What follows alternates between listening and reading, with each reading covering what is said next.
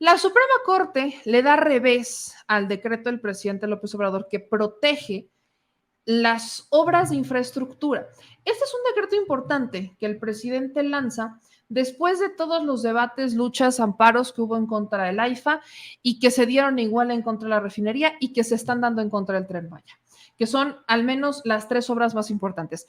En contra del transatlántico, del transísmico, perdón, ahí todavía no veo tanto movimiento porque hay muchos, o sea, el transísmico es una obra que beneficia a todo México. Les he platicado mucho sobre esta obra y tenemos que ir a hacer un recorrido al transísmico que particularmente impacta en Oaxaca y de Oaxaca se va para Chiapas, Tabasco y demás. Pero el transísmico es una obra que casi no ha sido mencionada y que casi no hemos visto que se quejen los de la derecha, porque abriría el comercio directamente con países de Asia y Europa y compite directamente con el Canal de Panamá. No sé, vaya, bueno, sí sé, muchos años no se quiso hacer. Este proyecto, tengo entendido, está desde Echeverría en la silla presidencial y nadie lo había querido hacer porque pues, a Estados Unidos le interesaba tener como el monopolio de las fronteras, las aduanas y así. Pero ahora, con el transísmico, pues se abren las fronteras, se abren las aduanas hacia otros mercados y va a impactar directamente en el sur-sureste del país y va a detonar el sur-sureste del país. No he visto mucha crítica, insisto, hacia el transísmico, pero sí lo hemos visto al Tren Maya, lo hemos visto al AIFA y lo hemos visto a la refinería. Por estas tres obras, particularmente lo que ocurre en AIFA y Dos Bocas, el presidente, y ya venía ocurriendo con el tramo 5, el Tren Maya, el presidente lanza un decreto para proteger las obras y que los amparos no impacten en su construcción y así evitar más retrasos. Entonces, el presidente lanza este decreto y fue muy polémico porque los declara de seguridad nacional.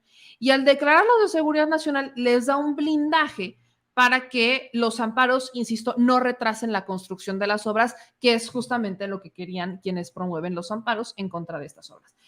Eso pasa, pasan los meses, el tema viene en cantidad de amparos, lo llevan hasta la Suprema Corte y en este momento, meses después de que, un año después de que ya está el AIFA estrenado, que la refinería está terminando de hacer sus pruebas y que están por terminar el Tren Maya porque prometen terminarlo a finales del 2023, la Suprema Corte decide echarlo atrás. ¿Cuál es el argumento con el cual boicotean este decreto? Y es muy importante que lo entiendan porque de ahí lo que hizo el presidente hoy. Por el tema de transparencia. Periodistas y expertos aseguraban que como el decreto bloqueaba o blindaba las obras bajo el argumento de seguridad nacional, entonces no se iban a poder solicitar información ni se iba a poder solicitar transparencia por esas obras, porque por acá inmediatamente cuando nosotros escuchamos seguridad nacional impacta en transparencia. Así es como ha funcionado. Se le preguntó al presidente en una mañana y el presidente dijo, no tiene nada que ver, porque se va a seguir informando y todo va a seguir siendo público en cuanto a la contratación y en cuanto a la construcción de estas obras, pero tenía que blindarlas para evitar mayores retrasos y con el argumento de seguridad nacional le cayó al dedo. Entonces, lo que hoy se debatió fue justamente el argumento de transparencia y con ese es con el que lo tumban. Quiero que escuchen posicionamientos de las tres personas, porque solo hubo tres personas que defendieron el decreto, que fue Loret Ortiz, Yasmín Esquivel y el ministro Saldívar.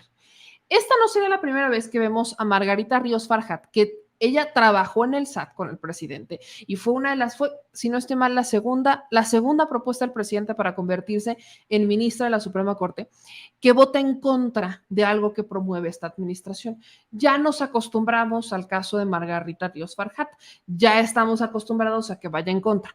Pero digamos que unas por otras, porque aunque Saldívar no fue puesto por el presidente o no fue propuesta del presidente, Saldívar parece que defiende más algunas cosas de la 4T que la propia Margarita. Entonces quiero que ustedes escuchen los argumentos que dieron los ministros para defender estas obras.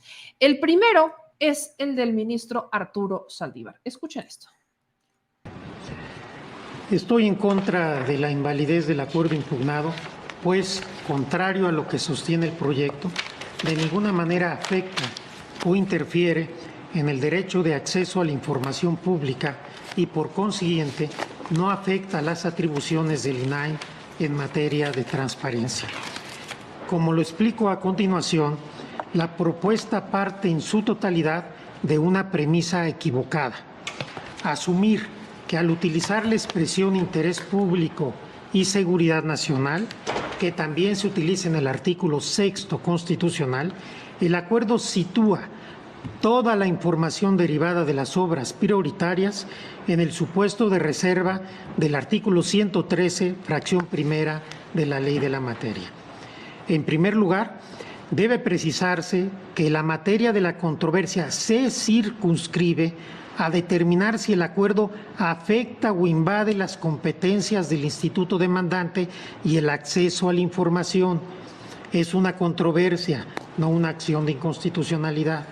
No corresponde a la Corte analizar, como si se tratara de una acción de inconstitucionalidad, si el acuerdo es inconstitucional en abstracto o a la luz de cualquier disposición constitucional que podamos encontrar en un análisis buscador de la Constitución. Partiendo de esta premisa, me parece que de la lectura del proyecto no se desprende ni de la interpretación integral del acuerdo, ni del marco normativo y jurisprudencial en la materia. Lo que dice el ministro Saldívar es que están partiendo, o sea, buscan declarar o echar atrás este acuerdo decreto que protege estas obras, pensando que como las declaran de seguridad nacional, ya por ende no van a ser de interés público. Y dice, eso es falso, y cita algunos argumentos legales. Después fue la ministra Yasmín Esquivel, que aquí yo creo que ella se equivocó un poquito, porque la ministra Yasmín Esquivel también defiende, pero dice que aunque el decreto, eso lo dijo después, ya cuando fue la votación, que aunque echan atrás el decreto y le impacta directo al Ejecutivo, no le impactaría a la Sedena, a la Secretaría de Infraestructura y demás. Y ahí es donde personalmente creo que se equivoca, porque el Poder Ejecutivo es el presidente, es el gobierno federal y es su gabinete, no nada más el presidente de México. O sea, el presidente y el gabinete forman parte del poder ejecutivo, pues ellos son los que ejecutan. El presidente ejecuta a través de su gabinete. Y ahí la ministra Yasmín Esquivel como que intentó decir, no, o sea, no, porque nada más es el presidente, y eso no es cierto. Personalmente, ahí sí, como que la corrigieron 3 veces. Pero bueno, esta fue su defensa inicial. Tampoco advierto que para la procedencia de la controversia constitucional baste con que la parte actora aduzca supuestas violaciones a los derechos humanos de fuente constitucional o convencional, ya que también sería indispensable que el asunto involucrara directamente una posible afectación a tales derechos, lo cual en el caso no es factible porque el acuerdo solo tiene como finalidad favorecer la realización de obras en beneficio de la colectividad. Además, las posibles irregularidades que llegaran hipotéticamente a presentarse en perjuicio de los derechos de algunas personas serían atendidos por otros medios de defensa, pero no es la vía la controversia constitucional en la que esencialmente se dirimen contiendas a la luz de la distribución de facultades que estructura la Constitución General. Y finalmente, considero que de llegar a reconocerse la legitimación del Instituto Actor, debe precisarse que se hace sin perjuicio de declarar la inoperancia de los argumentos ajenos a la órbita de competencias constitucionales del INAH. Por ejemplo, en su concepto 9º de invalidez, cuestiona la forma en que el Ejecutivo Federal ejerce la política exterior. ¿Qué tiene eso que ver con el acceso a la información pública? El artículo 8º argumenta la inobservancia del orden jurídico mexicano que regula el otorgamiento de permisos, licencias y dictámenes, lo cual tampoco tiene que ver con las atribuciones constitucionales del INAI. En el 2º y 7º concepto de invalidez, pone en duda la facultad reglamentaria para hacer declaratorias de seguridad nacional, cuando esto no es la competencia del INAI, ya que la materia es exclusiva del Ejecutivo Federal de conformidad con la fracción 6ª del artículo 89. Y toda esta parte, creo que la ministra tuvo razón. ¿Por qué? Durante la discusión empezaron a presionar un poco de que cuáles sean las atribuciones o no del INAI, cuál es el rol del INAI dentro de la declaratoria de seguridad nacional. Y efectivamente, el INAI no tiene poder, o sea, el INAI no puede declarar que algo es de seguridad nacional o no. Les he explicado en varias ocasiones qué es el INAI. Y el INAI es lo quieren llamar como un cadenero, lo quieren llamar como una niñera, lo quieren llamar como un guardián, como lo quieran llamar. El INAI no, digamos que no tiene una facultad para hacer, sino para vigilar y regular. Entonces, lo que hace el INAI, por ejemplo, es si hay supongan que alguien hubiera mandado una solicitud de información relacionada con el Tren Maya, ¿no? Y que entonces la contestaran diciendo que no pueden entregar información porque está considerada de seguridad nacional. ¿Qué hace el INAI? El INAI sesiona. Y al sesionar el INAI, ellos pueden decidir si eso es o no de seguridad nacional y si se debe informar o no. Las propias leyes de transparencia le dan esa facultad al INAI. Se la dan.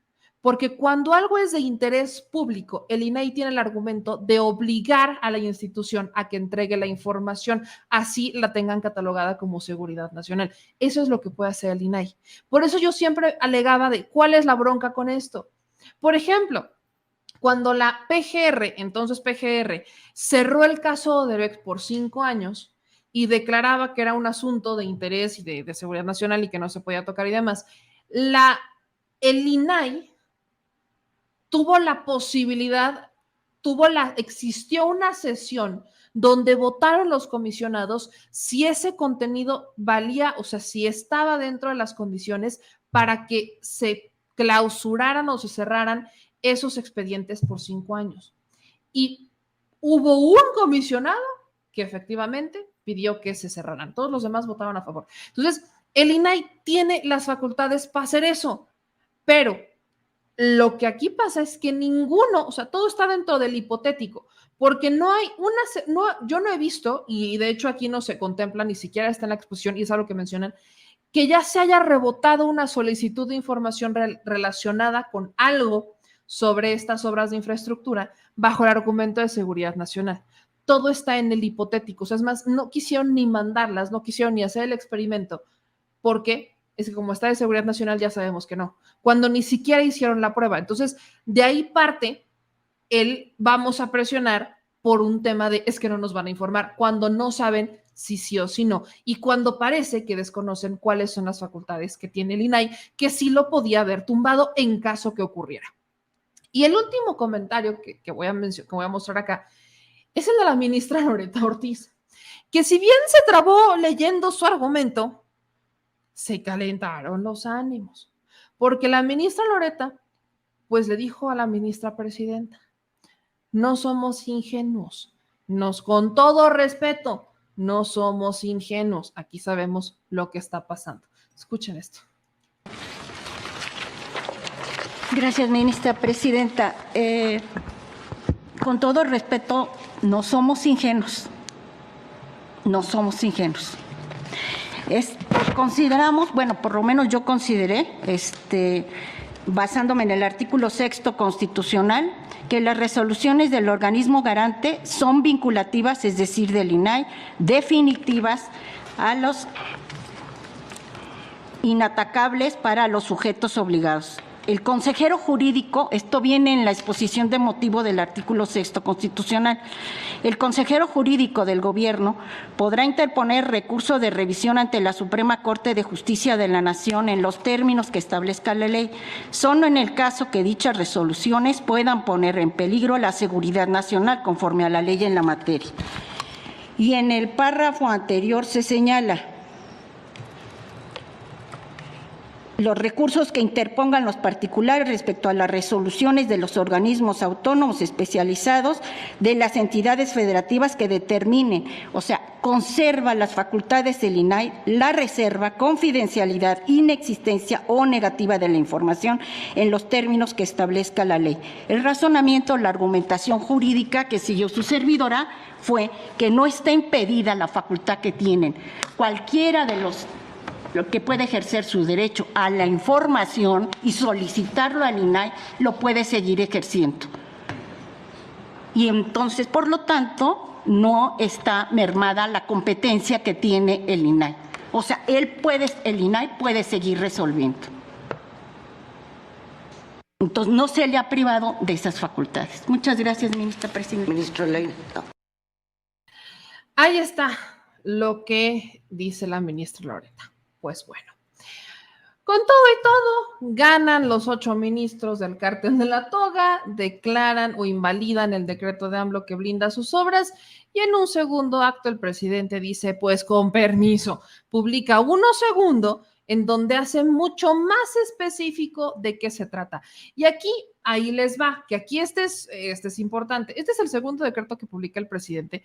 Hay que partir diciendo, que creo que también lo decía el primero, pero este dice, son de seguridad nacional y de interés público.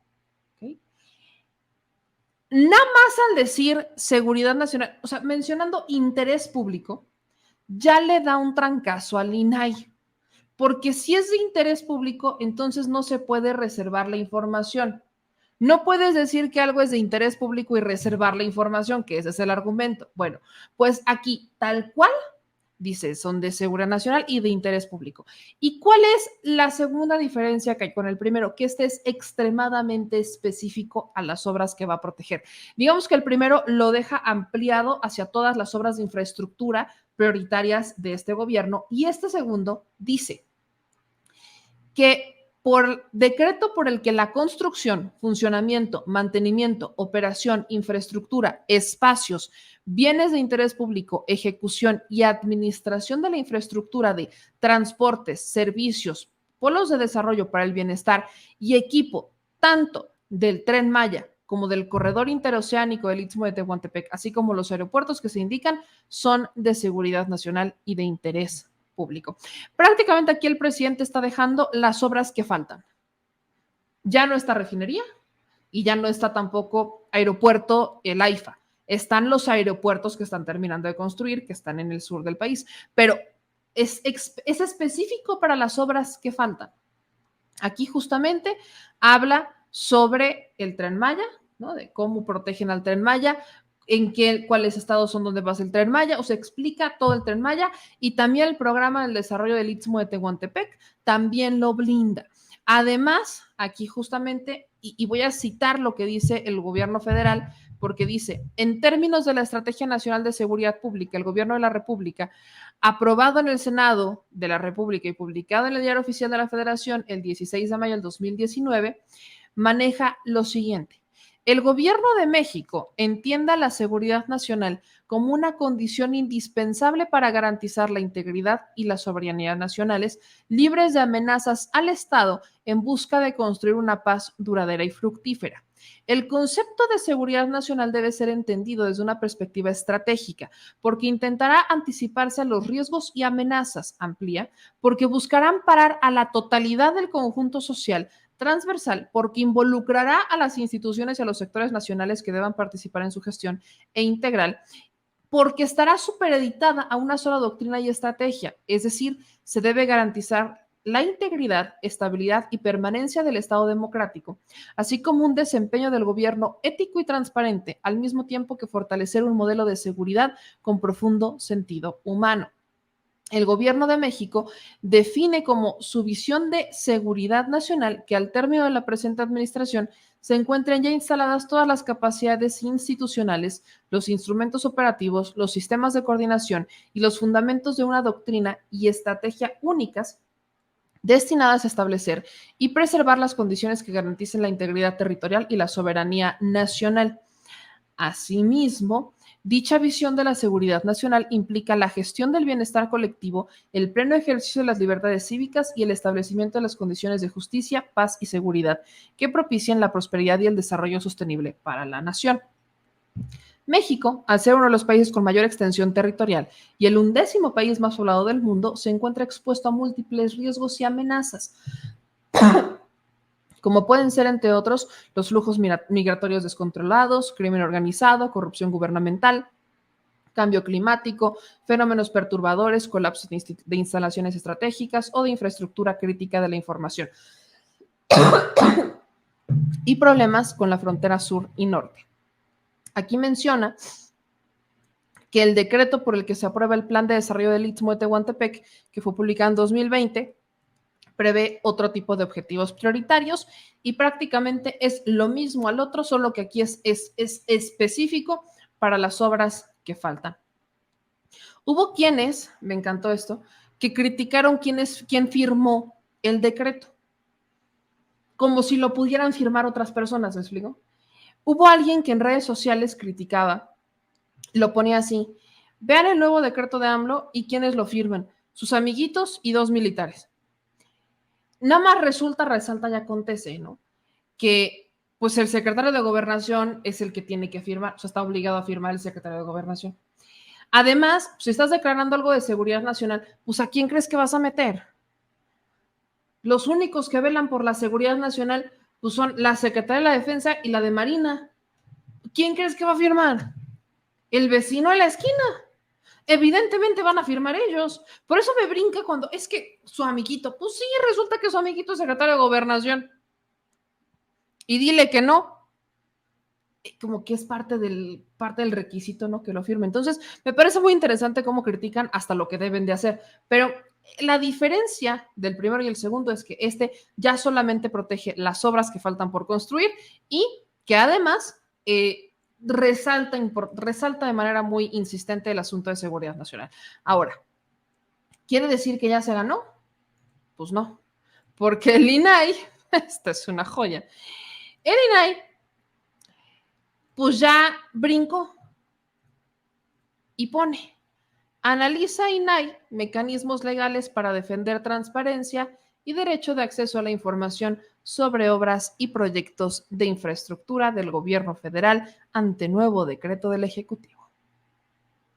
Es decir, es posible que el INAI pueda volver a impugnar este decreto.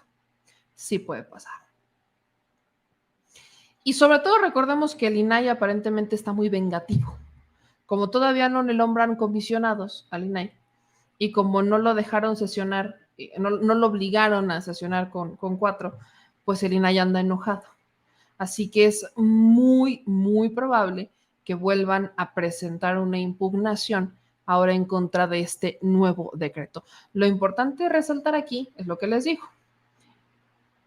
Dice de interés público. Es una contradicción decir que van a bloquear la información cuando ya te están dando el argumento para que tú, INAI, en caso de que a alguien se le ocurra bloquear la información, digas: aquí dice que es de interés público, no puedes bloquear la información. Se me hace esto, ahí voy a rescatar lo que decía la ministra Loretta: no somos ingenuos, con todo respeto, no somos ingenuos, ya sabemos qué es lo que está pasando, porque si el propio decreto está diciendo que es de interés público, ¿a quién se le ocurre decir que van a bloquear la información y que van a bloquear la transparencia cuando ya te está diciendo que es de interés público? Te está dando el argumento. De verdad, yo no lo entiendo, pero eso y cosas peores me espero. Lo bueno, o sea, no me vayan a malentender, pero la neta es que sí. Lo bueno al respecto de esto es que ya queda poco tiempo la administración del presidente y eso quiere decir que ya están por terminar las obras. Esta ya es una carrera de tiempos, por eso lo digo. Van a querer hacer hasta lo imposible, porque en el tiempo que le queda al presidente, bloqueen las obras. Y algo que también quiero ver si van a hacer es si se van a atrever a sacrificar sus vacaciones y periodos de descanso con tal de bloquear al presidente. Porque si algo los de la Suprema Corte se toman muy en serio, son sus vacaciones. Pero bien en serio se las toman. Entonces, si la Suprema Corte se va en un periodo de descanso y por mucho que impugnen, pues pasan los meses, pues ya se va a terminar la obra. O sea, esta es una carrera de tiempo. Entonces, el presidente va a estar mandando decretos para jugar el mismo juego que están utilizando los de la Suprema y los de la derecha.